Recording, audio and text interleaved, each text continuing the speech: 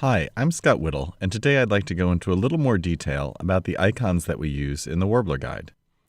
My co-author Tom and I wanted to get as many access points as possible to the reader so that he or she could quickly find the information they want in our book. Icons are one of those access points. We've created several symbols that make it simple to gather information about a bird with just a glance. In the species accounts, we use several icons. Here we have the undertail icon, which shows a detailed view of the undertail and belly of the bird. Super useful when you're looking straight up at a warbler. Here's the silhouette, which helps compare the shape of one warbler to another, or even more importantly, from one warbler to a non-warbler species. This is the range map icon, which shows the typical distribution of the bird in the United States. And this is the habitat icon, which describes where the bird is usually found during migration or on breeding grounds. For example, common yellowthroat is often found low to the ground, whereas cerulean warblers are often found high in trees.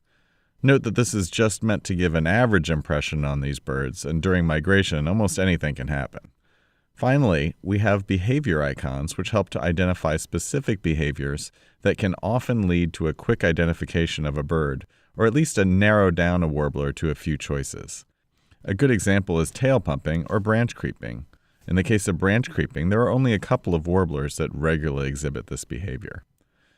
We also have a color impression icon, which helps to quickly give a sense of the color pattern of a warbler. This can be really useful when you get a quick glimpse of a bird but don't really get a full look. The color impressions can actually help narrow down your choices to just a few birds or even to one specific bird. We use some other icons in the book. For example, our migration timing icon actually shows the general timing of a specific species migration in the spring and fall, which can give you a good sense of when species specifically show up in your area, and whether the birds just show up for a couple of weeks or if they're there for a good part of migration. Another really important set of symbols are those that we use with the sonograms. Here we have a simple system that helps easily break the sonogram into its component elements, phrases, and sections. The symbol system also gives information about the quality of the tone of parts of the sonogram, for example, if it's buzzy, trilled, or clear. Another quick and useful symbol is the check mark, which lets you know when there's a diagnostic identification point that can be used on its own to identify a warbler to species.